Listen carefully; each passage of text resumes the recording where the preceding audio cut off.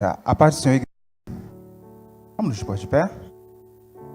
Você já cumprimentou o irmão que está aí ao seu lado. Bom é estar na casa do Senhor, né? Esta é a maior escola do mundo, onde a formatura será eterna. Peço aos amados irmãos que estão aí atrás, após a mídia, venham aqui mais para frente. Vamos estar unindo as brasas para estar aproveitando melhor a nossa lição desta manhã.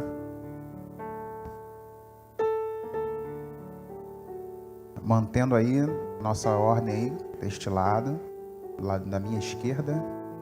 Amém? Louvado seja Deus. Vamos estar orando, agradecendo a Deus por mais esta oportunidade. Soberano Deus e eterno Pai, somos gratos, Senhor, pela Tua presença em nossas vidas, pelo ar que respiramos, por tudo que tem feito, pelo Teu cuidado salutar sobre nós. Agora, Deus, descortina as janelas do conhecimento do Teu reino sobre nós. Inspira os professores para serem facilitadores do conhecimento do Teu reino em nossas vidas. Eu te peço que dê essas bênçãos em nome de Jesus. Amém. Pode se sentar, vamos ofertar ao Senhor com alegria. Amém?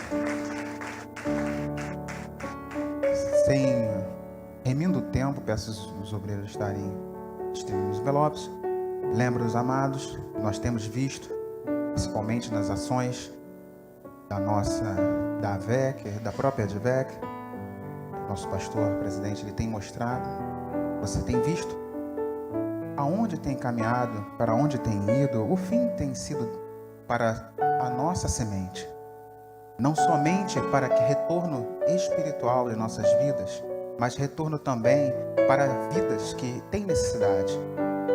Por isso, saiba nesta manhã, quando você está semeando no reino, você está enviando recursos para que grandes coisas venham a ser feitas, e isto retornará em bênçãos espirituais em vossas vidas. Que o Senhor hoje, nesta manhã, venha vos surpreender através da tua semente. Adoremos a Deus.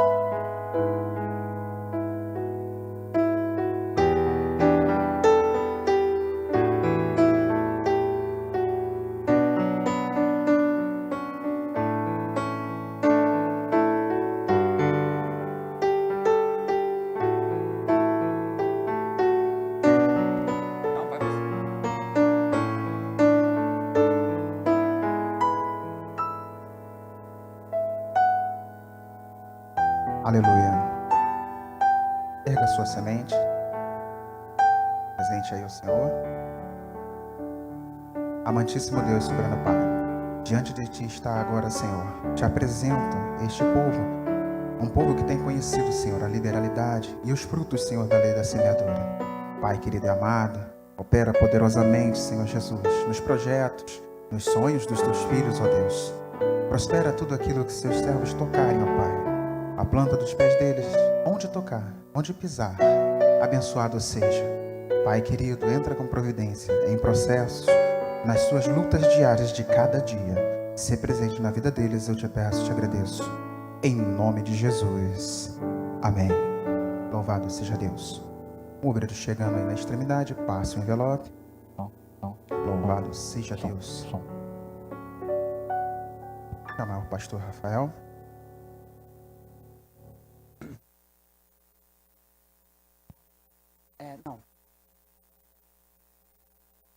A paz de Cristo, irmãos, tudo bem? A paz, irmãos, tudo bem? Só ouvi os irmãos aqui da frente. Vocês estão me ouvindo bem aí atrás? Mas eu não estou ouvindo vocês. Vou falar de novo. A paz do Senhor Jesus Cristo, amém? Amém. Glória a Deus. Eu pedi aqui uma parte para falar a respeito de uma atividade especial que nós vamos ter na próxima semana na EBD. Isso, mas deixa os irmãos pararem movimentos para poder falar com todos. Isso. E na semana que vem nós vamos fazer uma unção especial. É semana que vem, não é, pastor Ronaldo? Semana que vem, uma unção especial aqui por todas as nossas crianças. Eu até pedi para falar antes de liberar as classes, para que os jovens, adolescentes também possam ouvir, porque às vezes você tem um priminho, um sobrinho, um vizinho que você gosta muito. Então, é uma oportunidade para você trazer esta criança que nem é aluno da EBD, participar com a EBD conosco, da EBD conosco, e no final os pastores vão fazer uma oração especial sobre as nossas crianças. As nossas crianças são constantemente alvo das ciladas do Satã. Mas em nome de Jesus ele está derrotado e destruído. Tá? As hostes das trevas são terríveis nas estratégias contra as nossas crianças aqui no nosso Brasil. Elas são o tempo todo bombardeadas com conceitos culturais que são diferentes dos que cremos e defendemos. Elas são alvos de pedófilos, de pessoas que querem destruir a infância delas. Então, se nós somos igreja e temos o poder da oração conosco, nós vamos usar dessa arma que nós temos. Domingo que vem, nós vamos ungir aqui todas as crianças das nossas classes e este convite, eu vou falar melhor à noite, mas já estou adiantando para você que é aluno que está aqui, ele está aberto aí para qualquer criança que você traga e participe com a gente. Amém? De noite eu vou dar uma reforçada nisso. Os irmãos, agora sim, os jovens e adolescentes estão liberados aí para as suas classes, podem dirigir-se. Vou dar uma notícia para vocês, a gente já vai começar a nossa obra aqui, para vocês terem uma sala decente em definitivo. Juventude hoje aqui? Então juventude hoje é classe única. Tem uma razão especial, né? Classe única, juventude aqui, só os adolescentes e os novos convertidos, é isso? Estão liberados lá para as classes. Dá essa notícia aqui, que eu já falei, domingo a gente vai começar, se Deus quiser, essa semana a gente já começa a obra da nossa sala grande aqui, para jovens e para adolescentes. Já a gente começa uma nova realidade estrutural aqui nessa igreja, em nome de Jesus, amém? Agora que eu me liguei, por que é classe única? Porque hoje a gente está... Eu tô aqui em estado de graça. Não é sempre que isso acontece, e no caso dessa igreja aqui, é a primeira vez que acontece. A gente está recebendo aqui o superintendente nacional, o líder nacional da nossa escola bíblica dominical. Ele achou um tempo dele na agenda dele lá e conseguiu atender o nosso chamado. Ele brincou comigo e disse, eu só vou onde eu sou chamado. Então, eu estou pensando em chamar ele todo domingo para estar aqui com a gente. É homem de Deus, tem uma experiência muito forte na área do ensino. É o líder da nossa escola dominical, como eu já falei. E, pela graça do Senhor, é um amigo que eu ganhei. E eu vou dizer a mesma coisa que ele me disse na última vez que ele me recebeu lá. Há amigos mais chegados que irmãos. Então vem para cá, pastor Ronaldo, receba o carinho dessa igreja.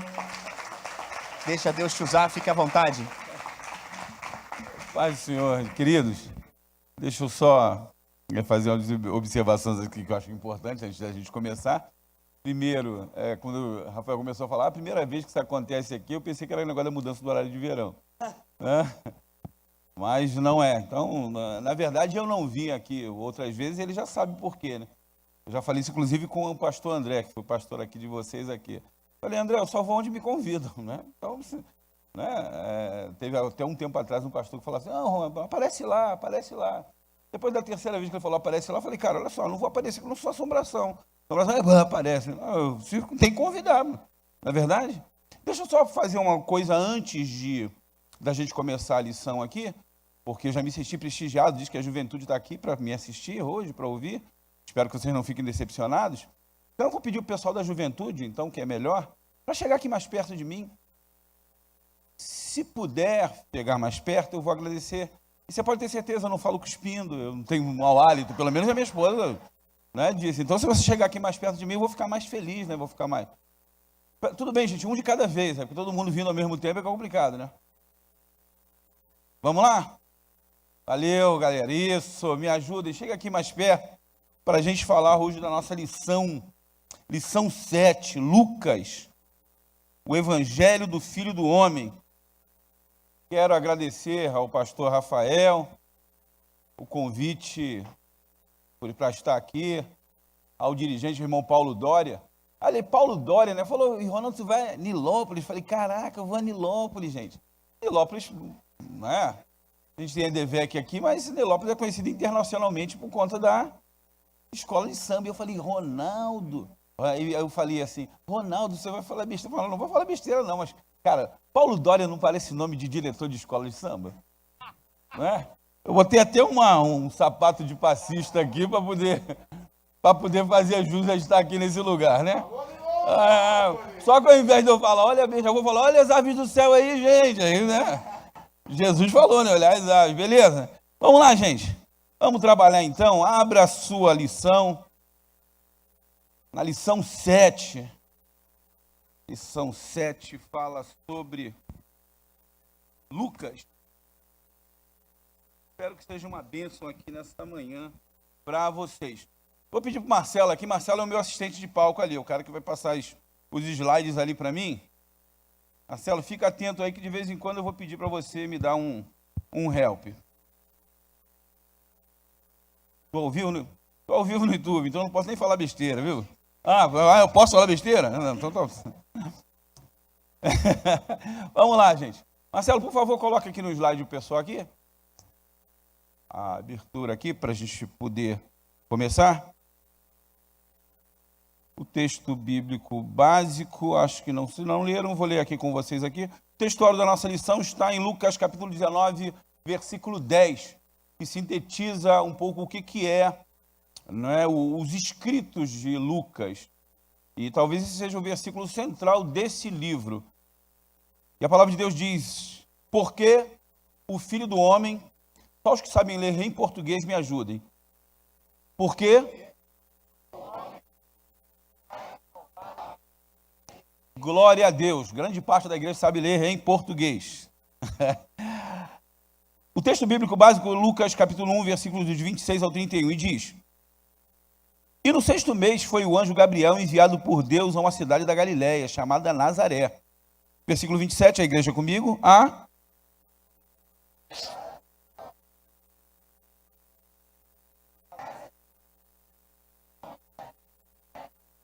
E entrando o anjo onde ela estava, disse: Salve, agraciada, o Senhor é contigo, bendita és tu entre as mulheres.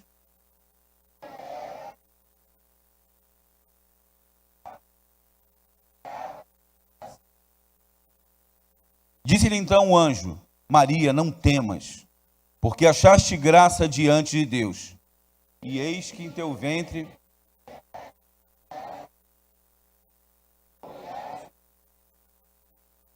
Queridos, os evangelhos, eles retratam 4... Por favor, Marcelo, o próximo slide aqui.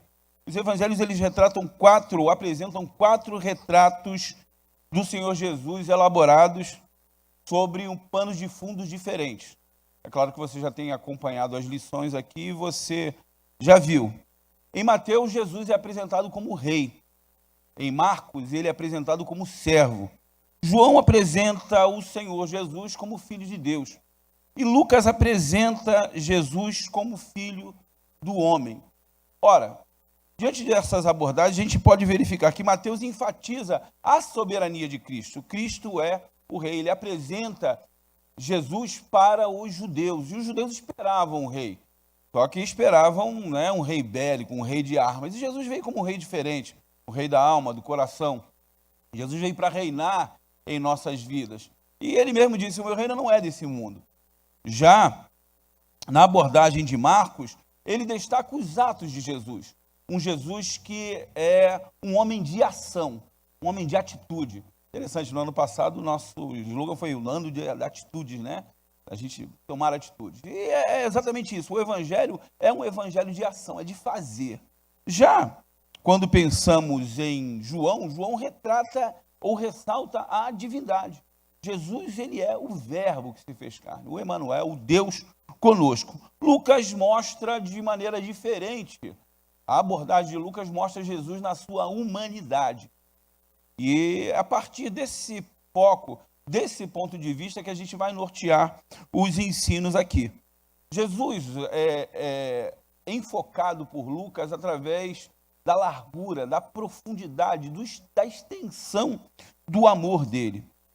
O imensurável amor de Deus é retratado no livro de Lucas, pois quando Deus se tornou homem, e essa é uma passagem escrita pelo próprio autor da revista, o nosso pastor Renan, ele diz que o Eterno entrelaçou-se para sempre com a história da sua criação. Essa descrição poética mostra exatamente o cerne da missão de Cristo. Quando diz buscar e salvar o que se havia perdido, Cristo humanizou-se, ele de alguma maneira se esvaziou para que pudéssemos viver a plenitude do seu amor. Vamos lá, Marcelo, próximo slide. Está aqui. Diz assim, de longe, quero que você acompanhe aqui comigo, a composição mais longa do Novo Testamento é a narrativa em 2 volumes, agora chamado de Evangelho de Lucas e Atos dos Apóstolos. Está ali, 137.490 palavras do texto grego. Praticamente 27,5% de todo o texto do Novo Testamento e também o maior dos evangelhos escritos, a autoria é de Lucas.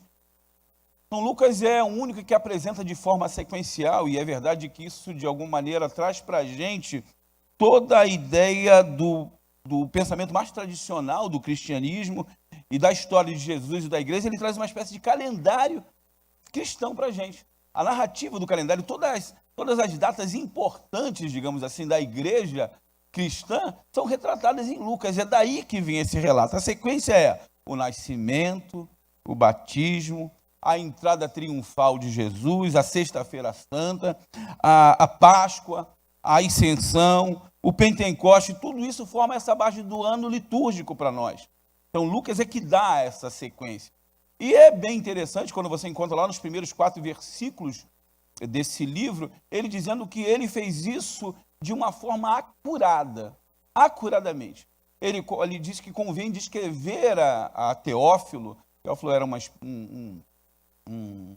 um discípulo, né, de Cristo. Ele desfila a sequência de eventos históricos de uma maneira concatenada, de uma maneira ordenada, para que ele pudesse, Teófilo, e todos aqueles a quem se destinam esse livro, os gentios, ou, né, digamos assim, os gregos também, os gentios gregos daquela época, de uma maneira clara. Ele desafia ou desfila a história, descortina a história de uma maneira que você pode entender. Talvez ele seja, talvez não. Lucas é o único que coloca os evangelhos de uma maneira concatenada ou ordenada. Ele coloca os eventos de forma cronológica, para que o leitor pudesse se apropriar dessa história. Diz ainda, o corte entre esses 2 volumes da obra de Lucas e o livro de Atos, ele faz um corte entre a história dos discípulos de Jesus, dos apóstolos de Jesus, dos seguidores de Jesus e do próprio Jesus, desses homens de Deus que o seguem. ele fala de Jesus no primeiro momento, no livro de Lucas, e em Atos a narrativa é centrada na história dos apóstolos. E a gente pode entender, alguns historiadores dizem isso, que o livro de Atos é um livro inacabado, porque ele continua sendo reescrito hoje por nós. Os Atos dos Apóstolos ou dos discípulos ainda é uma história que, dia a dia, quando a igreja aqui de Nilópolis se reúne, quando a igreja de Nilópolis sai para evangelizar, quando a igreja de Nilópolis ela chama pessoas para se encontrarem com Cristo e receberem como Salvador, a história do livro de Atos está sendo escrita novamente, continuamente. Isso é maravilhoso. No livro de...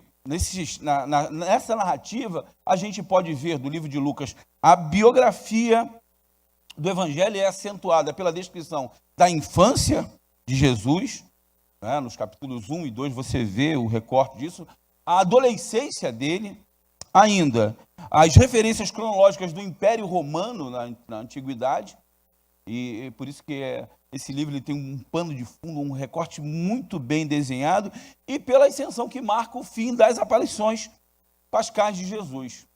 Ok, então dá para a gente entender mais ou menos como é que funciona esse livro de Lucas. É bem interessante a gente, antes de qualquer coisa, tirar ou extrair alguns detalhes do texto para explicar por que esse livro é singular. Diferentemente dos outros evangelhos, e até mesmo dos sinóticos, como Mateus e Marcos, a narrativa do livro de Lucas, ele traz algumas informações importantes. A primeira é, há diferenças muito grandes no texto entre a narrativa de Lucas e a narrativa de Mateus. Mateus já apresenta Jesus, por exemplo, ensinando várias vezes no monte. Mas como o evangelho de Lucas é pensado para os gregos, e o monte é o lugar, é o Olimpo, o monte para os gregos é o lugar onde os deuses se concentram, Jesus não pode ser assemelhado aos deuses. Como ele retrata Jesus como homem perfeito, porque a cultura helênica, ela ressalta aquilo que a gente chama de antropocentrismo, ou colocar o homem no primeiro plano, o homem é o centro de tudo. Ele escreve de maneira que Jesus é relatado sempre pregando na planície, nas praças, nas sinagogas.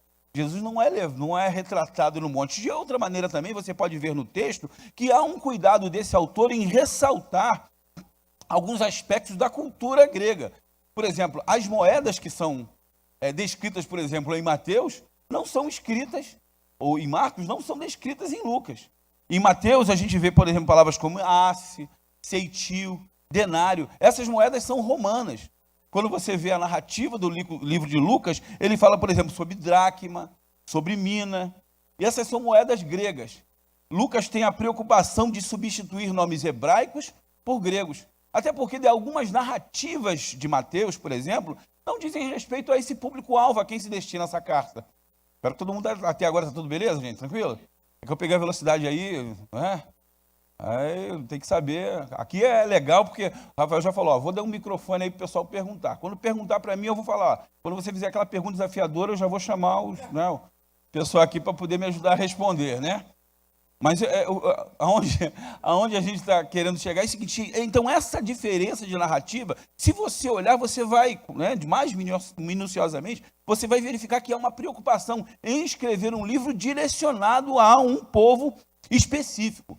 A gente já disse isso, o propósito de Lucas é oferecer uma narração ordenada e coordenada da vida de Cristo através do testemunho de pessoas que estiveram com Ele, que viveram com Ele.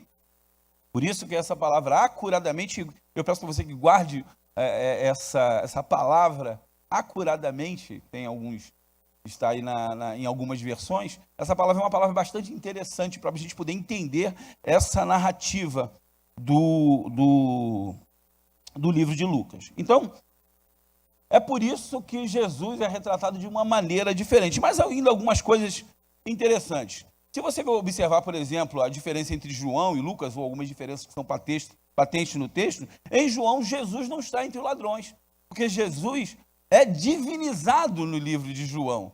Como eu disse, ele é o verbo, ele é o rei, ele é Deus. Mas Lucas não. Lucas coloca Jesus no nível humano, no nível de alguém que é solidário, de alguém que é acessível, de alguém que é amável. Em Lucas, Jesus está sempre próximo do homem, por isso buscar e salvar o que se havia perdido. No Evangelho de Lucas, Jesus está junto aos mendigos, às prostitutas, aos homens de má sorte, aos pobres, aos samaritanos, aos publicanos, aos mendigos, aos leprosos, a todos aqueles que carecem da sua glória. Jesus, ele é alguém que ele tem compaixão das pessoas. A narrativa de Lucas, em algumas situações, coloca assim: Jesus movido de íntima compaixão. É bem... Oi, vamos lá. Pode perguntar. O fato dele perguntar não significa que eu vou responder, não, tá? Perguntar, pode perguntar. Vamos lá. Ele é dos meus, gostei. Na verdade, assim, a narrativa é diferente, normalmente narrativa do mesmo fato, exposta de uma forma diferente, de pessoas que estavam próximas. É claro que João, até pela descrição dos evangelhos, era mais aproximado de Jesus do que o próprio Lucas, apesar de participarem dos mesmos eventos, mas essa narrativa... Lucas não participa. Lucas é posterior. Sim, verdade, desculpa. Mas essa narrativa, ela é exposta dessa forma mais por causa do público-alvo ou mesmo da proximidade do discípulo? Você já respondeu. As duas questões podem ser levadas em consideração. No primeiro momento, para o público a que se destina a carta. Se eu vou falar, por exemplo, para os hebreus, para os judeus, eu vou ressaltar Jesus, eu vou colocar o pano de fundo de uma maneira diferente. O contexto histórico do livro de Mateus é a esperança da chegada de um rei. Só que eles não conseguem entender que esse rei não é um rei como de armas, não é um rei bélico.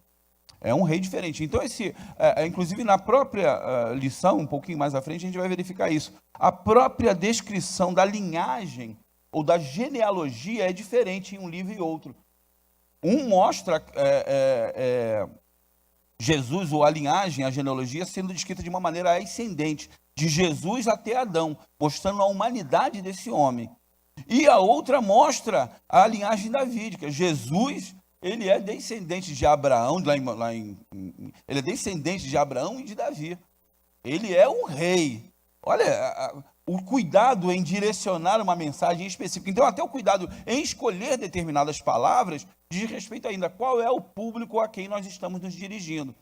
É a mesma coisa hoje que um pregador ou um professor de escola bíblica dominical vai ter cuidado em se dirigir à sua classe ou faixa etária, de acordo com palavras ou com códigos. Né? Eu, por exemplo, se fosse dar uma aula para adolescentes e jovens, eu já viria de uma maneira mais despojada do que vinha hoje. Mas, pô, falaram, você vai aparecer na televisão, aí eu falo, né? Mas se eu viesse, por exemplo, falar com os jovens, eu já viria com um tênisinho mais, né, descolado. Não é calça rasgada, não, calça rasgada. Aí já é demais. Não é muito moderno, né? Mas percebe o modo de você... Eu não sei se estou respondendo a sua pergunta, pastor, mas a ideia é essa. A ideia de você captar a atenção do seu público. Isso faz parte da preocupação, é claro, do próprio Deus, através do Espírito Santo, em inspirar os autores a escrever de acordo com o público a que se destina.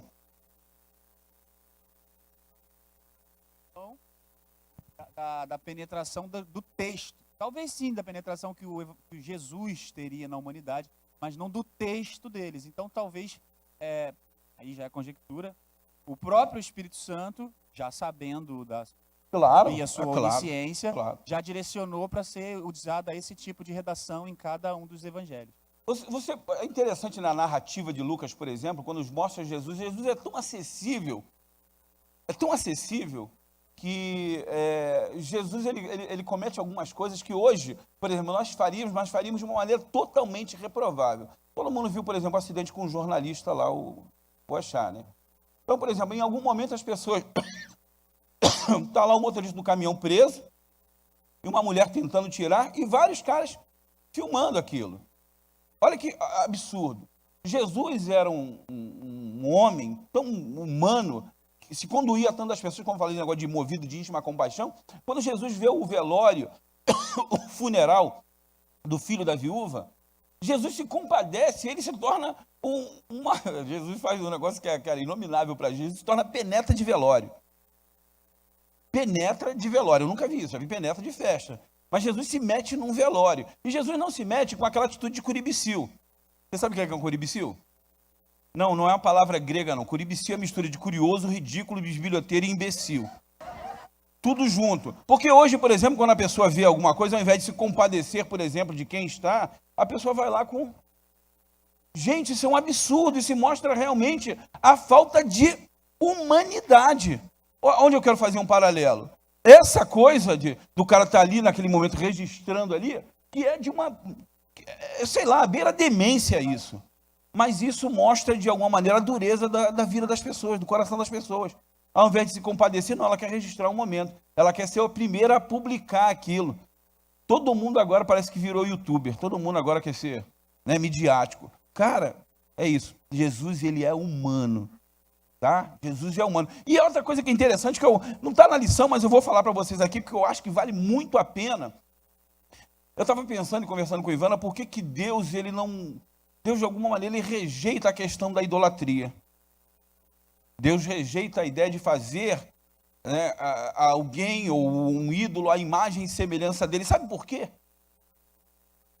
Porque Deus já fez a imagem e semelhança dele. Sabe quem é a imagem e semelhança dele?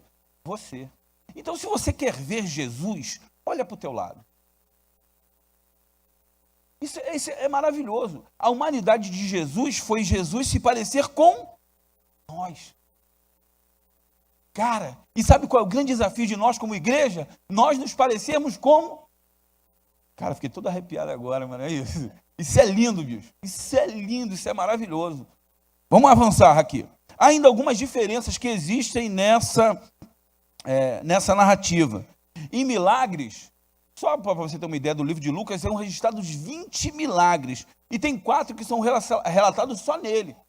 Alguns milagres, como por exemplo, o filho da viúva de Naim, que eu falei aqui agora, a mulher encurvada, a cura do homem que sofre de hidropisia, né, o homem hidrópico, e a cura dos 10 leprosos, que é uma das histórias também mais fantásticas, que fala sobre gratidão, né? Fala sobre reconhecimento. Ainda, em parábolas, o livro o Evangelho de Lucas é repleto de parábolas, tem 30 parábolas. 10 dessas parábolas só existem nesse livro. É um livro rico de ensinamentos. Algumas dessas parábolas, como por exemplo, o filho pródigo, o rico e o Lázaro, o fariseu e o publicano, só existem nesse relato. O livro de Lucas é o único que fala do perdão do ladrão na cruz, que é também uma das mais fantásticas, vamos dizer assim, revelações de humanidade, ou do que a gente pode fazer enquanto ser humano. O ladrão, ele consegue adorar e ver o rei num cara que está quebrado. Será que a gente conseguiria fazer isso, gente? É fantástico quando a gente fala de humanizar, o cara perceber que aquele cara está do lado dele ali quebrando. Porque Jesus, ele não está adorando Jesus ou crendo em Jesus quando Jesus está fazendo milagre, curando, está por cima, não. Ele está adorando Jesus quando Jesus está na pior. E eu vou dizer para vocês, cara, eu fico às vezes me questionando se eu teria como alguém, como crente, naquele momento, naquela situação ali, se eu creria naquele homem. Se eu, de alguma maneira, não o reprovaria. Eu não sei se você já pensou, por exemplo, se você, minha irmã, olhar Jesus, por exemplo, curando milagres, cuspindo no chão e fazendo, ai, que homem nojento, ai, que coisa... Sabe? Eu não sei. Se eu olharia Jesus, o cara aí disse que é rei, aí, ó, tá quebradão, maluco, filho do carpinteiro, eu não sei se eu estaria a favor ou contra. Graças a Deus eu vivo Jesus hoje numa perspectiva diferente. A Bíblia diz, os nossos olhos viram, nossos ouvidos ouviram, as nossas mãos tocaram na palavra da vida. Hoje eu creio num Jesus que é histórico, é real, é tal, mas se eu vivesse naquele momento, não sei, cara. Graças a Deus, né? A graça me alcançou, né? Graças a Deus, a graça me alcançou. Vamos lá, gente, vamos lá, que tem muita coisa para falar. Então, esses detalhes do texto de Lucas são importantes para, primeiro, atingir o seu público-alvo específico, e de uma maneira deixar todo um legado, uma história, para que nós, nos dias de hoje não há mais uma divisão entre igreja, gentios, judeus, não há. essa divisão foi quebrada. Hoje somos todos um povo. Legal? Vamos lá. Avançando. Próximo slide aí, por favor, Marcelo. Me ajuda. Está lá. Quem foi Lucas? Está lá. De fato, o nome dos autores dos evangelhos nos títulos só vai aparecer a partir do século II. Mais precisamente, o título Evangelium Catalurcan, o Evangelho segundo Lucas, encontra-se no papiro 75. Isso é interessante para você que é estudioso e tal, saber, né? Mas a gente vai se concentrar na questão da humanidade de Jesus. O chamado papiro Bodmer. Até essa época se conhecia mais o Evangelho de Jesus Cristo ou o Evangelho de Deus. Tem muito presente nas cartas de Paulo, escritas bem antes dos Evangelhos. Essa narrativa de Lucas foi um sírio, né? Um sírio de Antioquia. Ele escreveu o Evangelho derivado de Paulo. Lucas, ele foi um cooperador de Paulo. A essa época da escrita do livro de Lucas já existia o Evangelho de Marcos, então essa é uma fonte. A fonte chamada L é a fonte das próprias observações de Lucas, e a fonte Q é uma fonte baseada nos relatos de pessoas que viveram com Cristo. Então ele se apropriou de diversas fontes para escrever o seu Evangelho. Ele escreveu em Acaia, ou Roma, ou Bitínia, alguns dizem que pode ser escrito em qualquer um desses lugares. Na verdade, pouco importa para a gente, o importante é o legado que nos traz. E daquelas características a gente pode dizer, ou pode afirmar que Lucas ele era um médico. A Bíblia diz fiel companheiro de Paulo. O próprio Paulo diz Lucas, médico amado. Fiel companheiro de Paulo nas viagens missionárias, um grande colaborador. E a gente encontra, próximo, por favor, Marcelo. Só para você entender como é que a gente pode... Outra coisa que é interessante, que o próprio Espírito Santo inspira os autores, mas não tira dele características peculiares. Como eu disse, o Lucas era médico, então a linguagem médica, e eu falei para você, guarda essa palavra acuradamente, que está em alguns... Eu sei que na revista Fiel, por exemplo, na tradução da Bíblia, na linguagem fiel, em algumas versões, a palavra, o texto diz acuradamente. Quando ele diz que resolveu investigar acuradamente, essa palavra acuradamente diz respeito a uma linguagem médica. É como se eu fizesse uma anamnese, pegasse o pastor Rafael, o pastor Paulo, fizesse perguntas a respeito de alguns sintomas da doença que você tem, para que eu pudesse te trazer a cura ou a profilaxia. Então, você vê, por exemplo, nessas duas passagens aqui, em Mateus, capítulo... Por favor, deixa no quadro aqui, Marcos. Por favor. Em Mateus 19,4 está ali, Marcos 10, 25, a palavra que é usada para agulha, e você sabe essa passagem que diz, né, é mais fácil um camelo. Tem gente que pensa, né, tem gente que fantasia a ideia de camelo como uma entrada pequena nas muralhas lá de Jerusalém, que o camelo teria que se colocar, né, se abaixar para poder entrar. Não é nada disso. Jesus ele usa uma hipérbole nisso aqui. Hipérbole é um exagero. Então essa agulha realmente é uma agulha mesmo. Só que você vê que nos relatos aqui a agulha é diferente. A agulha, ou a palavra utilizada para agulha de pesca, porque em Mateus e Marcos eles são pescadores que estão relatando isso, essa agulha de pesca aqui, ela é chamada de rafis. Em Lucas, ela é uma agulha cirúrgica. É ali, ó, Belone. Por que isso? Porque Lucas estava escrevendo com as suas próprias características. Se você vê, por exemplo, em Atos, a cura do coxo no templo, em algumas versões diz assim, e ele saltando-se, firmando seus pés e artelhos. Você vê que é uma linguagem médica em Lucas. Então, isso são características preservadas porque o Espírito Santo, quando inspira o homem a escrever as Escrituras, não o violenta. Isso não é Xavier, não, é inspiração divina. Tanto que, é interessante isso, a própria Bíblia, o autor e os autores da Bíblia, eles não se furtam a colocar os próprios erros ou vacilos deles. Isso é uma prova irrefutável, por exemplo, das Escrituras como uma palavra de Deus. Porque, cara, imagina, se eu fosse escrever minha biografia, eu ia colocar os tocos que eu levei das namoradas que eu... Não, mano, não é verdade? Eu só ia colocar, e nessa parte o Ronaldo se deu bem, né? Não é verdade, é da nossa humanidade mesmo, você só ia colocar aquilo que, né? E meninas, olha, isso aqui nem vou falar sobre isso, que você, né? Eu ia falar de coisas boas. Então é isso, quando a gente fala do Evangelho de Lucas, ele tem diferenças. Então Lucas foi esse... Oi, vamos lá.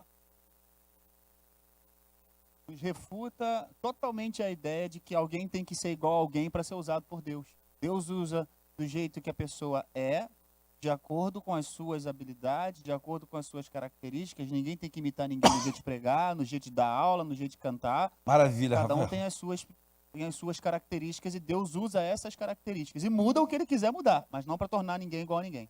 Como diria o nosso Cabo Daciolo, glória a Deus. É exatamente isso. Cara, eu vou falar um negócio pra vocês, o seguinte, eu sentia, na boa, gente, na boa, vou me humanizar aqui pra vocês aqui, uma certa pontinha de inveja nesses pregadores pentecostais. Eu acho fantástico, o cara estica a veia do pescoço, bate aqui, pá, a igreja vira, né, roda, cara, eu acho fantástico, mas não sei fazer. Aí, até pouco tempo atrás, numa ministração de uma pregação, ele falou assim, Ronaldo, você vai pregar em tal igreja. Rapaz, eu já fico incomodado. Fala assim para mim, você vai ministrar lição no lugar tal. Cara, eu fico numa felicidade. Fico assim, sabe aquela criança que quer o dia de Natal chegue para ver o presente que está na árvore? Eu fico assim, eufórico. Ontem eu fui dormir cedo, porque eu estava assim, angustiado, agoniado. 10 horas da noite eu fui dormir, na verdade era 9. Eu fui dormir, porque eu passei o dia inteiro pensando nisso, doido para chegar aqui e encontrar vocês. Agora quando diz, cara, tu vai pregar, meu irmão... Aí, mas outro dia eu fui, preguei na igreja, uma igreja nossa.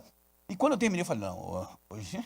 Tá vendo quando sai assim meio orgulhoso? Orgulhoso no bom sentido. Falei, caraca, hoje... E a irmã me olhou e falou assim, meu irmão, que aula que o irmão deu. Então não adianta, cara, eu sou professor, eu não vou, sabe? Eu posso dar o duplo twist carpado aqui da Daiane dos Santos, que vai ser uma aula. Ok? Então é isso, Deus usa do jeito que você é. Isso é maravilhoso. Vamos lá, vamos avançar. Jesus, o homem perfeito. Próximo. Marcelo, me ajuda aí. Antes de tudo, falar um pouquinho então na questão da ascensão. Desculpa, perdão. Detalhes do texto ainda conhecemos. Só conhecemos a ascensão de Jesus por causa do relato lucano. Na verdade, o texto de Mateus não escreve esse relato da ascensão. De igual modo também, você pode verificar que em João, você não encontra nada sobre a ascensão de maneira explícita. Você só encontra a passagem de João, capítulo 14, versículo 16, quando Jesus diz que eu rogarei ao Pai e ele vos enviará um outro consolador. Jesus ele fala do Paracleto, dizendo, olha, eu vou subir e virá um outro para estar em meu lugar. Aí retrata a esperança do evangelista João em ver o retorno de Cristo ao Pai. Então, só para terminar essa questão das diferenças que existem em alguns evangelhos. Jesus, o homem perfeito, Marcelo, por favor, o próximo slide. Diz aí, como filho do homem, Jesus, homem perfeito, bonita essa ilustração. Vamos lá. Próximo. Como filho do homem, Jesus não apenas é o ser divino pré-existente, ele é também a revelação da humildade. Humildade. Você sabe o que quer dizer a palavra humus? A palavra humus significa solo ou terra. Significa que você está ligado ou preso à terra. Né? Muitas pessoas, na verdade, têm uma pretensa humildade. Pretensa humildade é a partir do momento, do momento em que ela é fustigada. Aí não se revela a humanidade dela, se revela a carnalidade dela.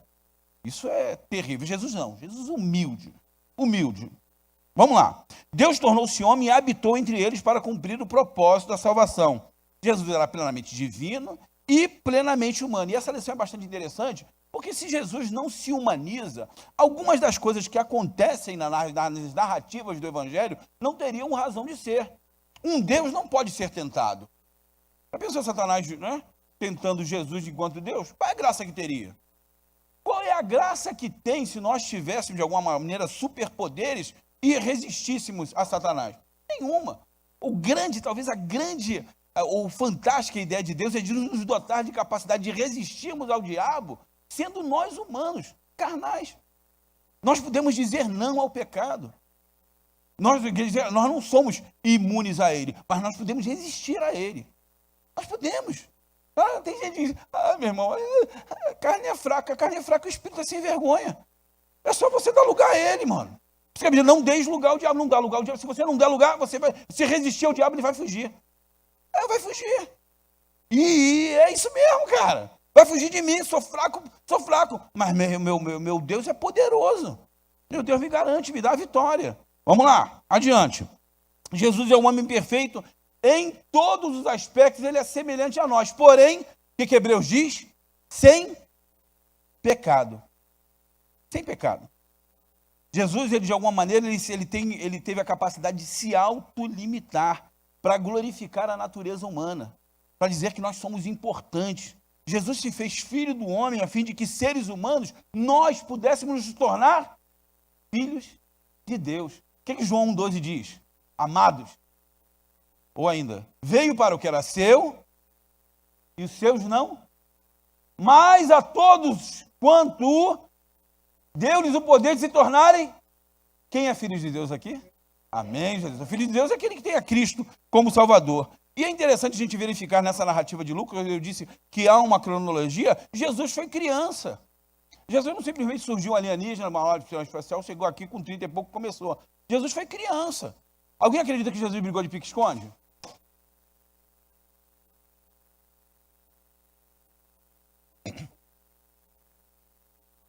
Vai se esconder. Maravilha. Grande sacada. Jesus se escondeu. Mas tudo bem. Polícia e ladrão acho que não brincou, não, né? Não, polícia e ladrão não. Garrafão, essas bateu não. Mas acho que brincou. Jesus foi criança, cara. Isso é fantástico. Olha lá. Né? Porém, mesmo Jesus criança, no momento crítico da vida dele, ele passou a ter consciência da sua natureza e missão divina. Você vê na narrativa do Evangelho de Lucas, que ele, aos 12 anos, Jesus estava ciente da missão dele como filho de Deus, e ele tinha uma missão a cumprir. Algumas pessoas equivocadamente dizem que Jesus estava ensinando no templo. Jesus não estava ensinando no templo. Com 12 anos ele não tinha condição de ensinar os mestres da lei. Mas Jesus tinha condições de responder e interrogar. Responder perguntas e interrogar. Uma maneira fantástica de você aprender é perguntando aos outros. Quando você pergunta, não a pergunta que eu estou dizendo, tem gente que pergunta só para que a pessoa corrobore com a opinião dela. Eu sou professor universitário, eu sei disso. De vez em quando alguém me pergunta, já sabe qual é a resposta. Ou não sabe qual é a resposta, mas quer me colocar na sinuca de bico. E aí eu dou a devolutiva. Eu falo, interessante essa percepção, pô, bacana. Aí eu penso de uma maneira diferente. Mas eu gostaria de saber o teu ponto de vista. Acabou. Jesus não, ele interrogava e perguntava, porque ele tinha consciência de que ele era o alvo daquele assunto. Olha que interessante, quando Maria chega com o pai, está aflita, porque dá a entender até de que, né, ela deixou lá o garoto lá e só foi enquanto... Não, ele estava ali entre parentes. Cara, a família de Jesus era um negócio fantástico, né? Fantástico. João, Isabel, não é? Caramba, ele só estava ali entre gente, já até o primo, só tinha gente boa ali. Ele estava ali entre os parentes dele. Quando a mãe aflita encontra ele no meio dos doutores, pergunta, não sabia que eu e seu pai, quando ela está falando, Maria está falando de José. Mas quando Jesus responde, o que ele fala? Ele não fala de José, fala, eu não sabia que eu estava cuidando do negócio do meu pai. Ela responde de uma maneira, sabe, educada, de uma maneira doce. Olha só, a partir de agora, e Maria e José já sabiam que esse menino era o Messias. Mas ele agora já tem consciência exatamente disso. É claro que tem algumas pessoas que colocam isso numa dimensão. Há poucos dias eu vi um pregador, e é complicado isso. Quando às vezes, rapaz, você vê umas pessoas ensinando os negócios, rapaz, dá vontade de entrar na televisão e matar a pessoa. Na boa. O cara está dizendo que não, Jesus era fantástico. Jesus era um carpinteiro, ele sustentou a família. Você já ouviu isso? Um cara dizendo o seguinte, Jesus então, quando José morreu, Jesus começou a sustentar a família, mas agora ele era um carpinteiro, era diferente. Quando alguém pediu um móvel para ele, em 2 dias ele fazia. Ele ganhava tanto dinheiro que ele tinha uma mansão lá na beira da vila de Cafarnaum. E eu falei, caraca, que Bíblia é que esse cara leu? Fumou maconha, meu irmão. Fumou, mas só pode ser. Então ensinar aquilo que não dá na Bíblia é complicado. Né? Jesus era humano, foi carpinteiro, e ele é humano, cara. Não tinha como. Vou fazer uma mesa. Não tinha. Não dá. Aí não, aí é forçar. É forçar demais. Não, pegadinha do malandro. Quanto tempo vai durar essa aula, meu Jesus? Vai embora. Tem até mensagem da noite para eu ficar aqui. Vamos lá. Tem-se noção de quanto tempo Lucas ficou escrevendo o Evangelho e Atos? Tem como mensurar isso? Existe algum estudo a Se esse você respeito? observar, por exemplo, que o Evangelho de Marcos foi escrito em 60, daí tem o Evangelho de Marcos como uma referência, pelo menos 10 anos para escrever.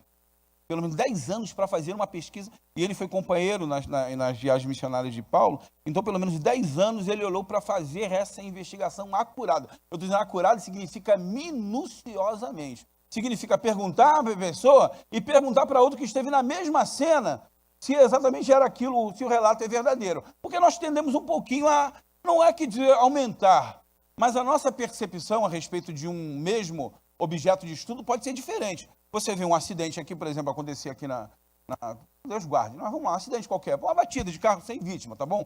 Mas alguém pode dizer o seguinte, não, o cara aqui veio na contramão. O outro fala assim, não, mas peraí, aquele ali estava atento ao celular enquanto dirigia. Cada um vê por um ponto de vista diferente. Então ele teve cuidado de fazer minuciosamente para que não pudesse deixar nenhuma aresta, nada que alguém pudesse olhar e falar, peraí, mas isso aqui está esquisito. Esse relato aqui está esquisito, não é?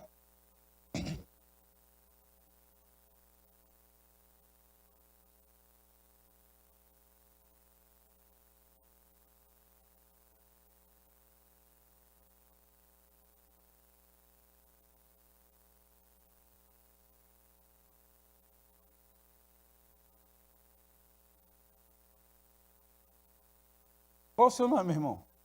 Jorge. Vejo que és profeta, mano. Vejo que és profeta. Cara, fantástico. Olha só, no Lucas, tem uma passagem, se você observar, como eu estou dizendo minuciosamente, se você não observou, eu vou trazer isso aqui a título só de curiosidade, para você entender. Em Lucas, no livro de Atos, quando fala da conversão de Saulo no caminho de Damasco, diz que quando Saulo ele se encontra com Cristo, diz que em determinado momento ele ouviu uma voz do céu, mas não viu quem falava com ele. Se você for observar, se não me engano, mais ou menos lá no capítulo 17, a palavra diz de maneira contrária. Diz o seguinte, que ele na verdade viu, mas não ouviu. E aí? Isso é um erro da pessoa? Não, lá no capítulo 24, se eu não me engano, a mesma narrativa é colocada assim, Saulo, relatando isso diante do rei Agripa, diz, eu vi alguém que em voz hebraica me dizia, Saulo, Saulo, porque me persegue. Simples. Saulo era poliglota. A guarda que estava com ele era romana. Então a guarda, na verdade, ela viu a luz, mas não entendeu a voz que falava. Percebe como é que a própria Bíblia se defende, o próprio autor, ele dá subsídios para que você possa entender o texto de maneira clara? Então, numa parte, se você ler isoladamente, está viu, mas não ouviu. E na outra está ouviu, mas não viu. Tem contradição? Não. A própria Bíblia se explica. E o próprio autor se explica no próprio livro. Cara, isso é para, como diz, é para glorificar de pé a igreja. É por isso que eu já não sei fazer esse negócio, não. Porque um cara, quando fala, irmãos, aleluia. Aí, não. Vou repetir, não. Com 3 horas, você não entendeu, né? Dá um lá aí. Eu não sei fazer esse negócio, maluco. Eu não sei, dá um lá aí. Eu como. Então você nota, voltando aqui a questão que Jesus, ele não é descrito como o pai de Jesus. José não é descrito como o pai de Jesus. Jesus sabia que ele era o filho de Deus quanto à vocação e à missão dele. Jesus sabia. Avançando. Vamos lá no Filho do Homem no Antigo Testamento. O próximo, Marcelo, me diz aí. O termo Filho do Homem, está lá, em hebraico Ben Adão ou em aramaico Barnash, é usado em 3 principais contextos no Antigo Testamento. Primeiro, como uma espécie de vocativo utilizado pelo profeta Ezequiel. Segundo, como referência à figura escatológica futura, Daniel 7 e tal, cuja vinda aponta para o juízo. E terceiro, como ênfase sobre o contraste entre a humildade e a fragilidade na natureza humana. O Salmo 8, versículo 4, fala sobre isso, que Deus fez os homens um pouco menor do que os anjos. Nós fomos feitos nessa perspectiva, um pouco menor do que os anjos. Mas Deus nos dá a glória de sermos filhos dele. Somos filhos dele. Adiante, o Filho do Homem no Novo Testamento. Avança. Vou pegar uma velocidade aqui para poder chegar na hora, senão vai complicar. A expressão Filho do Homem ocorre 81 vezes nos 4 evangelhos. 14 vezes em Marcos, 30 em Mateus, 25 em Lucas e 12 em João. Em todos os 4 evangelhos, o Filho do Homem foi usado unicamente por Jesus. Exceto numa única passagem, João 12:34, quando a multidão judaica pergunta a Jesus o que quer dizer com essa expressão. O que quer dizer do Filho do Homem? O Filho do Homem também tinha um sentido semântico referindo-se a Jesus como a figura ou ser humano particular. Isso é, a expressão não atribui a Jesus um ofício ou cargo determinado, mas antes faz referência a ele enfaticamente como um descendente humano. Convinha, o livro de Hebreus diz, convinha um sumo sacerdote que fosse capaz de se compadecer com as nossas fraquezas. Um super-herói não pode fazer isso, cara. Ontem eu vi os Avengers, os Vingadores, ontem assisti, o último, o do cara lá, do cara que mata todo mundo lá. Meu irmão, em determinado momento eu falei, caraca, Ana Luísa, o negócio tá confuso aí, maluco. Caraca, é muito, um negócio, né? Jesus não tem esse negócio de confusão, não, cara. A Bíblia diz que ele se fez carne e habitou no meio de nós. Simples, humano. Jesus ali, ele é 100% humano. Não tem esse negócio de, imagina, né, Jesus, quando faz os milagres, ele faz na natureza, na dimensão humana. E ele diz que nós somos capazes de replicar ou de fazer as coisas que ele fez. Eu creio que sim. Vamos lá. Adiantando, Marcelo, vamos lá. Acho bacana que ele me tira, coloca o treco ali, eu vejo e me vejo, daqui a pouco eu não me vejo mais, mas tudo bem, vamos adiante. Olha que interessante. Próximo, por favor. Não, perdão, é isso mesmo. Vamos ler esse texto juntos aqui, que é bacana. Diz assim, pois esta é a razão pelo qual o verbo, isso é poesia, gente, é lindo. O verbo se fez homem, e o Filho de Deus, Filho do homem. É para que o homem, reunindo-se ao verbo e recebendo assim a adoção filial, se torne filho de Deus. Falamos em João 12. Ainda, não podíamos efetivamente participar da incorruptibilidade e da imortalidade, a não ser sobre a condição de estarmos unidos à incorruptibilidade e à humanidade. 2 Coríntios capítulo 8, 9, a palavra de Deus diz o seguinte, para que conhecesseis a graça de nosso Senhor Jesus Cristo, que sendo rico, se fez pobre, para que pela sua pobreza nós nos enriquecêssemos. Jesus se torna humano para que nós pudéssemos também, através da humanidade de Jesus, alcançar a filiação divina. Ainda continua. Mas como poderíamos ter ficado unidos à incorruptibilidade e à imortalidade, se a incorruptibilidade e a imortalidade, Jesus, não tivessem tornado previamente o que somos? Jesus se tornou humano como nós, para que o que era corruptível fosse absorvido pela incorruptibilidade e o que era mortal pela imortalidade, para que recebêssemos a adoção de filhos. Gálatas capítulo 4, versículos 4 e 5. Mas vindo a plenitude dos tempos, Deus enviou o seu Filho, nascido de mulher, nascido sob a lei, para resgatar aqueles que estavam sob maldição da lei, para que nós recebêssemos a adoção de filhos. A humanidade de Jesus nos leva à condição de herdeiros de Deus, de co-herdeiro de Cristo. Eu fico pensando nesse negócio de herdeiro de Deus, co-herdeiro de Cristo. Cristo não tem nada a ver com a lição, não, mas de vez em quando eu fico gente brigando por pedacinho de terra, por herança, sabe? De micharia. Meu irmão, eu vou morar no céu, cara. Há poucos dias a irmã falando assim, eu tive um sonho com o céu, um sonho. Era todo mundo assim, morava assim, um monte de conjunto habitacional. Eu falei, o céu do cara, vai morar você lá, meu irmão. Morei em conjunto habitacional um montão de tempo. Sai fora, mano. Vai de reto, Satanás. Isso é do inimigo. Na genealogia de Adão. Vamos embora, Marcelo. Próximo. Lucas, propositalmente, utilizando os recursos do historiador, mostrou-nos que Jesus está diretamente ligado a toda a humanidade. E há diferenças, próximo, e semelhanças entre as genealogias de Lucas e Mateus. Quais são as semelhanças importantes? Primeiro, a linhagem de Jesus é reconstituída através de José. Os mesmos nomes para a linhagem entre Davi e Aminadab. E ainda, os mesmos nomes para a linhagem entre Esrom e Abraão. Agora, na genealogia, por exemplo, de Mateus, Mateus cita mulheres.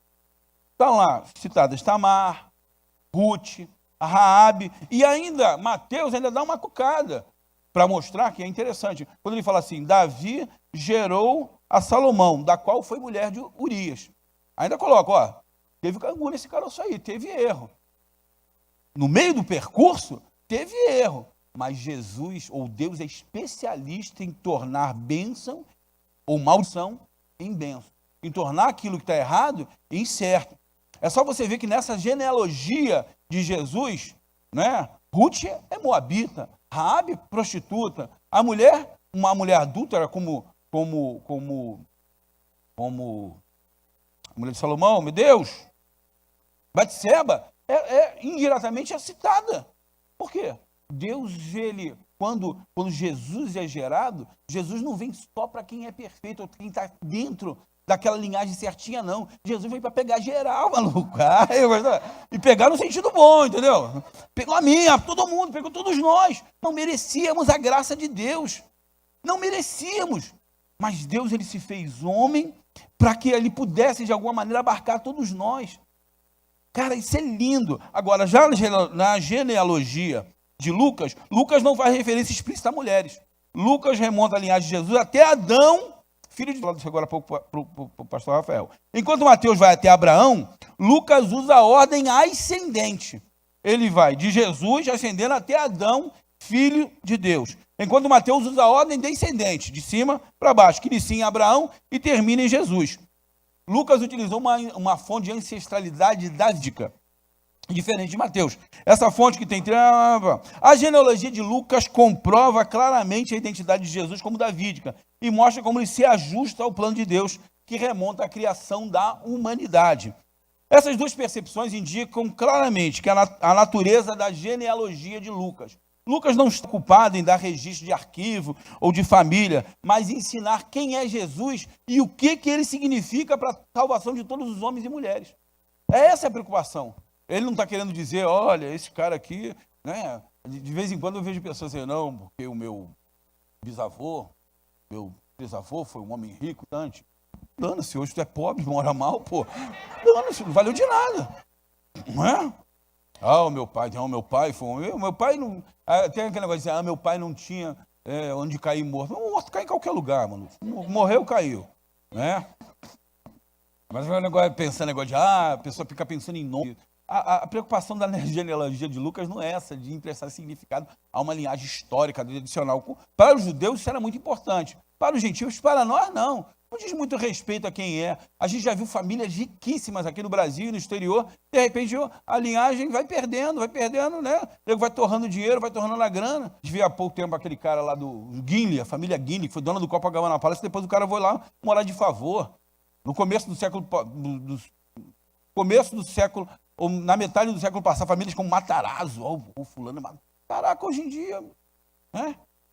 Meu pai, quando morreu, deixou 7 carnês da Casa Bahia para me pagar, maluco. Esse carneiro. Não é? Dureza, mano. Tive que negociar as coisas todinhas lá.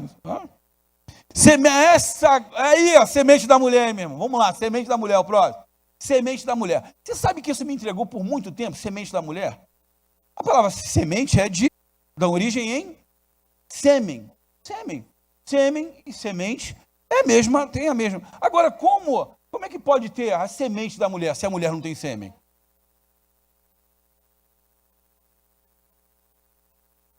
Jesus explica isso. Meu irmão, deve ter dito a própria serpente Eva, todo mundo. Quando Jesus falou da semente da mulher, Eva em determinado momento pensou o seguinte, olha, daquele que nascer de mim, vai vir um Redentor, o Messias. Sabe quem nasce logo depois? Caim, maluco. E aí? Caim caiu nessa peste, o demônio lá do Caim, coisa ruim do Caim. Essa semente da mulher significa que Jesus seria ou viria nascido de uma semente virginal, de uma mulher. O sêmen, na verdade, ou a semente, é gerada por quem? Pelo Espírito Santo. Me permita colocar uma história aqui que eu acho que vale a pena. Há muitos anos, a gente era jovem ainda, eu e minha esposa, uma amiga da Ivana, menina da igreja e tal, né? Fez lá uns lelê, lá uns negócios esquisitos, lá uns remantarábia lá fora da igreja, né? Não sei se vocês estão me entendendo lá, com o namorado dela. E chegou para a Ivana e falou, Ivana, Deus não vai fazer isso comigo. Eu falei, Deus só fez isso com maluco, com Maria. Quem fez foi teu namorado. Só para explicar o negócio da semente aqui. Em Gênesis 3,15, a profecia do conflito entre a raça humana e o poder do mal que causou a queda, ela fala que a vitória viria mediante alguém nascido de mulher. Após a queda, Deus disse ao primeiro casal que a semente da mulher venceria Satã. A esperança da salvação era o menino que viria da parte de Deus. E essa profecia, passaram-se séculos, até que esse vaticínio foi confirmado por Isaías. A profecia de Isaías 7, versículo 14, diz que um filho da casa de Davi, nascido de uma virgem, instauraria o reino de Deus. Definitivamente, a gente sabe que essa profecia ela falava a respeito do nascimento de Jesus. A mulher judia, naquela época, não poderia haver mais, de mais alta esperança do que aguardar ser a mãe do Messias. Jesus, então, ele vem concebido pelo Espírito Santo. Por isso que ele fala semente da mulher, porque não há intervenção nesse processo. Jesus, ele é nascido sem pecado, gerado sem corrupção. Jesus, um homem cheio do Espírito. Próximo, por favor. Em Lucas observamos uma intensa e íntima relação entre o Filho do homem e o Espírito Santo. Na gestação, o próximo. O Filho do homem, o Espírito Santo estava presente. Em Lucas, a concepção da criança se dá de maneira maravilhosa, pelo Espírito Santo, sem a participação do pai, de José. Maria é uma virgem que não conhece homem, e, portanto, menina totalmente obra de Deus. Olha que paralelo interessante entre esse nascimento virginal de Cristo e a criação. A terra, você vê lá no relato de Gênesis, ela sem forma e quando o Espírito Santo ele aparece e dá ordem às coisas. Do mesmo modo, o ventre de Maria também era um vazio, até o momento em que, por intermédio do Espírito Santo, Deus enche o ventre de Maria com um menino que é o filho dele. Cara, no batismo, avança. Lucas retrata Jesus recebendo o Espírito enquanto está em oração. E é bacana você ver que na narrativa de Lucas, sempre a oração é um fator motivador das coisas acontecerem. Na narrativa no livro de Atos, quando no próprio livro de Lucas, no registro lucano, a oração, Jesus aparece várias vezes fazendo coisas depois de orar. Isso deve ser um indicativo interessante para nós. Fazendo um quadro comparativo típico com os seus escritos, a gente vê que a descida do Espírito Santo que habilita Jesus a sua missão é também uma revelação da sua identidade. Eu gosto de dizer isso, que eu brinco com a Ivana dizendo o seguinte, quando a Ivana estava orando, aquele negócio, tem que orar, gente, para namorado e tal, para o marido, né? O rapaz também tem que orar, não é só ficar aí, cara, isso, mano, peritinha bonita, né? Não, tem que orar. E Ivana estava orando, ela disse que começou a orar por mim, eu falei para ela, aí você viu, né, o Espírito Santo descer em forma corpórea de pomba e uma voz, esse é meu filho amado, não. Mas em Jesus isso aconteceu, e aconteceu duas vezes. Vamos ver esse relato aqui. O paralelismo entre o batismo e transfiguração foi há muito reconhecido. Em uma passagem, o Espírito Santo sobre Jesus, enquanto na outra a nuvem o cobre com sua sombra. Em ambas, a voz divina transmite a mesma mensagem do alto. Este é o meu filho amado, em quem tenho grande prazer, a ele ouvir. Lucas está absolutamente colocar as duas imagens em paralelos. Tentando tornar mais precisa a experiência batismal de Jesus, a gente pode dizer o seguinte: Jesus se sabe tomado pelo Espírito na ocasião de seu batismo. Deus coloca a seu serviço, através do Espírito Santo, o equipa, Jesus, o plenipotencia para ser seu mensageiro e portador da mensagem de salvação. Não é interessante quando Jesus chega no templo e fala o seguinte, Jesus abre as Escrituras e começa a falar dele mesmo. O Espírito do Senhor me ungiu para levar liberdade aos cativos, para proclamar o ano aceitável do Senhor, para dar vista ao... Jesus está falando dele mesmo. Cara, isso é a ideia que ele tinha dele. E agora, antes e depois da tentação. Adiante. Diz assim, Nesse trecho, Lucas apresenta Jesus como um herói humano e também como Senhor divino. Lucas 4:1 descreve Jesus como cheio do Espírito Santo. Na cena programática, em Lucas capítulo 4, versículo 16, Jesus explicitamente se identifica como uma figura ungida pelo Espírito Santo, anunciada em Isaías, essa passagem que eu acabei de falar, Espírito do Senhor. Um tema ecoado em Atos 10:38. Atos 10:38, o próprio Lucas diz, como o Espírito Santo ungiu a Jesus de Nazaré, com o Espírito Santo e com virtude, e ele andou fazendo bem e curando os outros, porque Deus era com ele. Deus capacita a Cristo a viver uma vida santa, irrepreensível, sem pecado, como também nós. Eu costumo dizer o seguinte, nós não somos pecadores, a gente gosta de falar, somos pecadores. Eu não sou pecador, eu sou um santo que eventualmente peco. E se pecar, eu tenho um advogado perante o Pai para me defender das acusações do tentador. Mas a minha gênese agora é diferente. Eu não sou mais dominado pelo pecado. Eu não sou mais dominado pelos erros. Eu tenho agora plena consciência que o Espírito Santo habita em mim e governa a minha vida. É claro, se eu me submeter a ele. É extremamente difícil, mas não impossível. Porque em Cristo somos mais do que vencedores. Em Cristo podemos todas essas coisas. Podemos. Tem gente que só pensa no triunfalismo, né? Posso passar no concurso público, posso vencer isso. Não, não. Em Cristo, talvez a coisa mais fantástica que a gente possa vencer é a nossa própria natureza. Para vencer, meu irmão, vou dizer assim, coisa difícil ser Ronaldo, coisa difícil ser Maria, Cláudio, Antônio, Francisco, Tereza, Raquel, por aí vai. Coisa difícil é ser você. Mas quando você deixa Cristo dominar a tua vida, cara, isso é maravilhoso. Você vive com Ele. Não tem quem faça parceria com Jesus que faça parceria.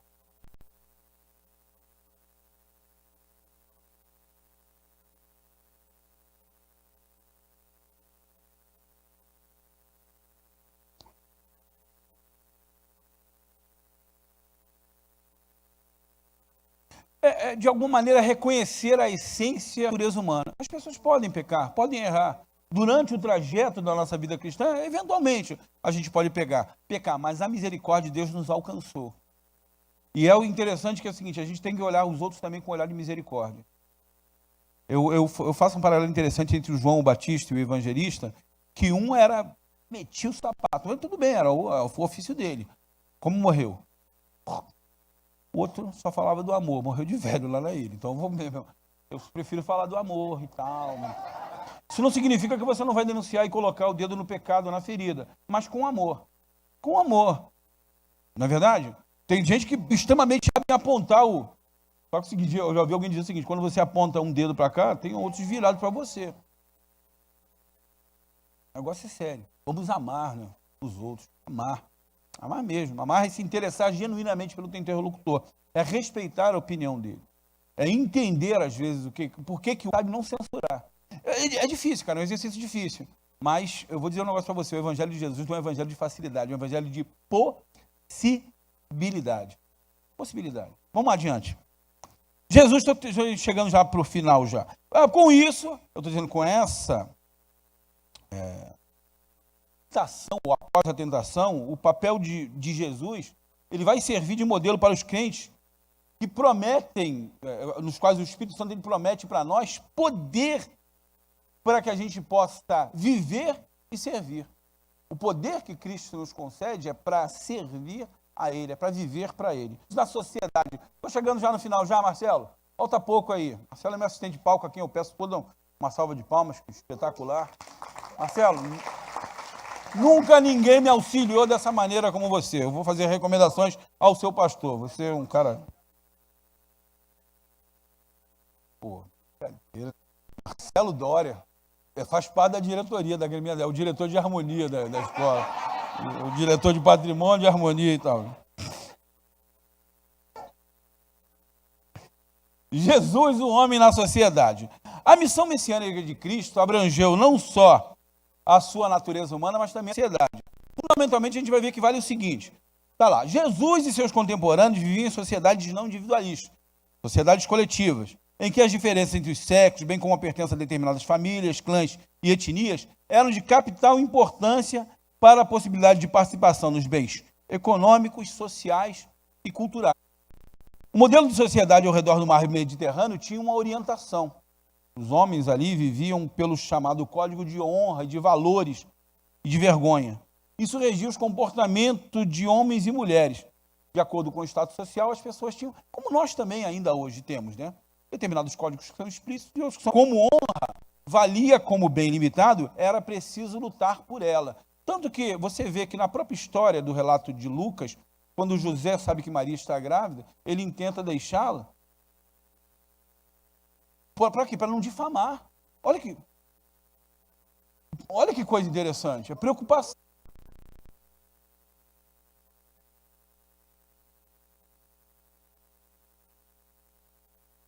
Está impossível no negócio. Nem essa cronologia eu sabia, mas vamos lá. Jesus viveu como um bom cidadão. Próximo, Marcelo, por favor. Jesus viveu em sociedade e foi exemplo de bom cidadão. Tem todas as características de Deus. Deus é onipotente, onipresente e onisciente. Tem crente que é onipedinte, onibrigante, onidevente, briga com todo mundo, deve a todo mundo, pede para todo mundo. Cuidado com isso aí, né? Jesus não isentou o povo de seus compromissos, civis ou religiosos. Ao ser indagado sobre os impostos cobrados pelo homem perfeito, deixou claro que nós devemos cumprir nossas obrigações para com ambos os reinos. Dai a César o que é de César e dai a Deus o que é de Deus. Próximo. Sentiu as dores humanas e indiferenças sociais. Ao descrever como Cristo sofreu na cruz ao Pai, Lucas põe em relevo o fato de nossas piores dores serem conhecidas por Ele. O evangelista, da mesma forma, enfatiza como Jesus relacionou-se com os excluídos sociais. A gente falou isso. Jesus próximo. Jesus estava próximo daqueles que eram desprezados pelos religiosos da sua época. Na verdade, naquela época de Jesus, ele vivendo ele como homem, ele suportou muitas das coisas ou muito preconceito e alguns clichês que já existiam, alguns estereótipos daquele tempo que minimizam o valor e a honra de uma pessoa. Nós ainda hoje, ninguém se julga assim, mas todos nós de algum modo, ou não? Sim. Tem gente que acha, não sou preconceituoso, mas sim. A pessoa acha, por exemplo, que o mineiro é desconfiado, que paulista é arrogante, que carioca é folgado, que baiano é preguiçoso, que gaúcho deixa para lá. Algumas questões aqui, por exemplo. Marcos 6, versículo 3. Olha o que diz. Não é este o carpinteiro, o filho de Maria e irmão de Tiago, José, Simão e Judas? E não está aqui conosco suas irmãs? Tito fala sobre cretenses. Olha, são bestas feras. João 46. Nós estamos falando, pode vir coisa boa vinda de Nazaré. Então existia o preconceito ali naquela época também. Jesus viveu nessa sociedade. E mesmo assim, vivendo nessa sociedade, ele se condoeu das pessoas. Cara, eu estou indo para o final aqui da nossa lição, mas eu queria dizer, por último, para vocês, qual é a diferença?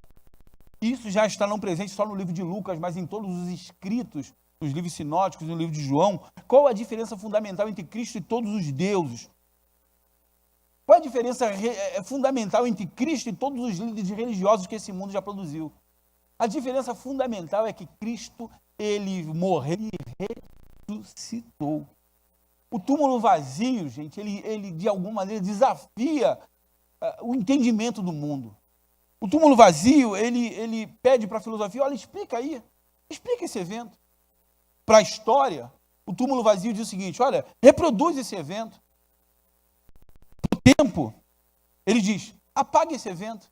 Agora, para nós, para a nossa fé, a ressurreição de Cristo diz o seguinte, viva esse evento, receba esse evento, porque se Cristo ressuscitou, não é vã a nossa fé. Viveremos com Ele para sempre. Último, o Filho de Deus teve que se tornar filho do homem, para que assim pudesse morrer. Como Deus, ele era imortal e indestrutível. Como homem era mortal, ou seja, poderia entregar a sua vida. Ele se entregou por mim e por você, para que pudéssemos viver para Ele, para sempre.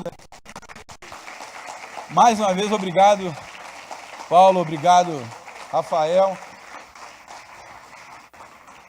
Tá bom, 11 horas. Na marca. Louvado seja Deus, você está feliz por mais esta lição abençoada. Nessa lição, quão grande empatia, né, o termo hoje muito em voga, Cristo teve por nós. Uma empatia que a humanidade nossa nunca alcançará, nem chegará a um ponto de expressar, como Cristo muito bem expressou. Amém? Você pode aplaudir mais uma vez pela vida do nosso professor.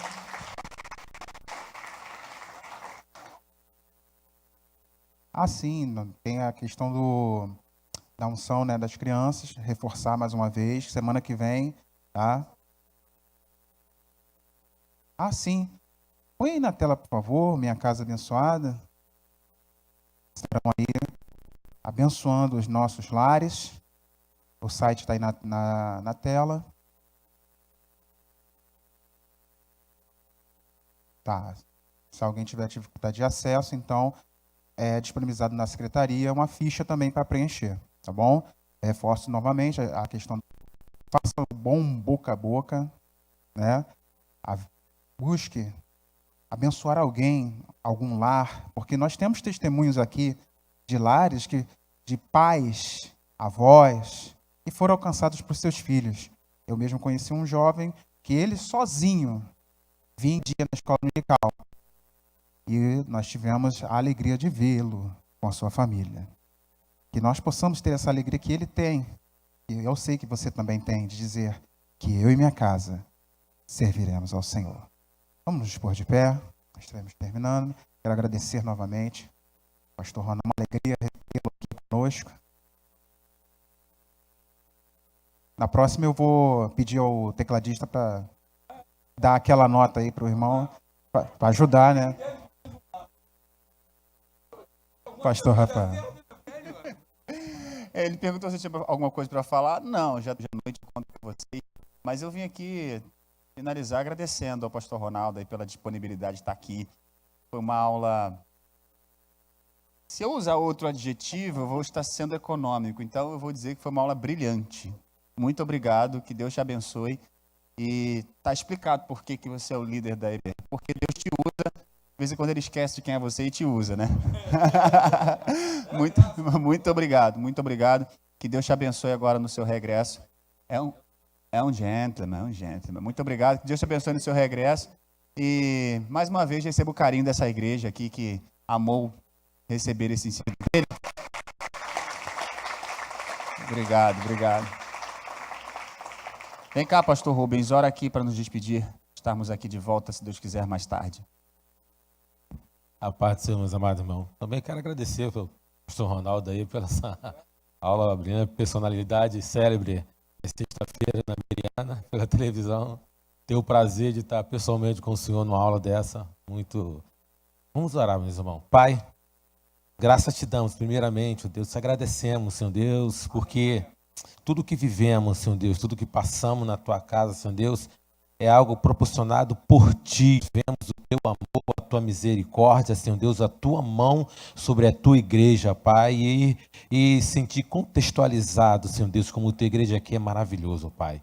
Muito obrigado, Senhor Deus. Te pedimos, ó Deus querido, que tu venha abençoar cada vez mais a vida do pastor Ronaldo, Senhor Deus, como cooperador, como professor, Senhor Deus, como uma pessoa, Senhor Deus querido, tão agradável, Pai querido. Abençoa grandemente o ministério dele, abençoa, Senhor Deus, o nosso pastor Silas, abençoa, Senhor Deus, o nosso pastor Rafael, Pai. Pessoas, Senhor Deus querido, que nós nos preocupamos, ó Pai querido, e oramos sempre, ó Pai, para que tu venha abençoar, Senhor Deus. Muito obrigado por esse momento, Pai, que tu venha abençoar os teus filhos, ó Pai querido, que vieram aqui para aprender, ó Pai. Que cada um venha cultivar, Senhor Deus, tudo aquilo, Senhor Deus, que é de importância, Senhor Deus querido, para nossas vidas, Pai, em nossos corações, ó Deus querido. Leva na tua santa paz, na tua graça, Senhor Deus, no teu amor, ó Pai, mais para esse culto de celebração e louvor a ti, ó Pai querido. Muito obrigado, Senhor Deus. Abençoa a tua igreja, em nome de Jesus, ó Deus. Amém.